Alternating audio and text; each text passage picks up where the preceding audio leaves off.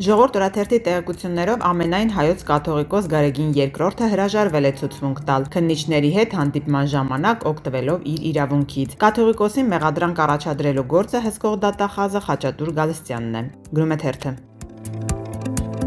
Հրապարակ թերթը գրում է քաղաքացիական պայմանագրի երրորդյա ներկուսակցական ընտրություններից հետո կանանց ցուցակում 5-րդ ցուցանիշը գրանցած Լիլիթ Մակունցը վերջերս ընկերական շրջապատում անկեղծացել է, որ Նիկոլ Փաշինյանը հենց իրեն է տեսնում հաջորդ գումարման խորհրդարանի նախագահի դերում։ Բայց հարցն այն է, որ եթե անգամ այդպես լինի, ապա Մակունցը չի ձգի այդ պաշտոնին եւ քաղաքական խոսք ու ճկունություն ունեցող տեխնացու է պետք։ Իդեպ մյուս հավակնորդները Հայկո Ընջորյանն ու Ռուբեն Ռուբինյանը ոչ միայն Մակունցից, այլ նաեւ գործող խոսնակ Ալեն Սիմոնյանից շատ ձայն են ստացել։ Սակայն դեռ ցուցակի կազմման երկրորդ փուլը կա, որտեղ առաջին 50 տեխնացուների շրջանակը նորից է քվեարկության դրվելու արդեն տեղերի հերթականությունը որոշելու համար։ Գրում է թերթը։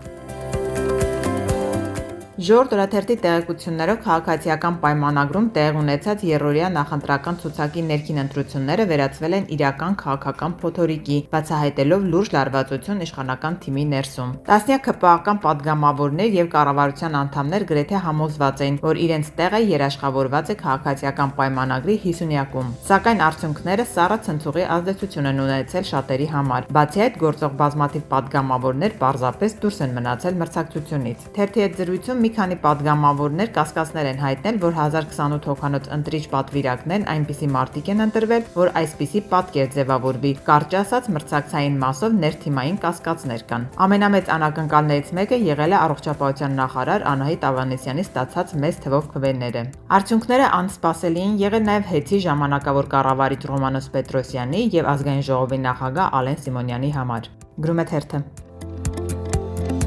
Հրապարակ թերթը գրում է. Եզդիական համայնքի հարցում քաղաքացիական պայմանագիրն արդեն որոշում ունի եւ թեկնածուն գործող պատգամավոր Ռուստամ Բաքոյանն է։ Ռուսական համայնքից էլ կրկին գործող պատգամավոր Ալեքսեյ Սանդիկովի թեկնածությունն է ընտրվել։ Սակայն անորոշ է քրդական եւ ասորական համայնքների թեկնածուների հարցը։ Մի բան պարզ է, որ Կնյազ Հասանովին չեն պատրաստվում խորհրդարան տանել։ Գրում է թերթը։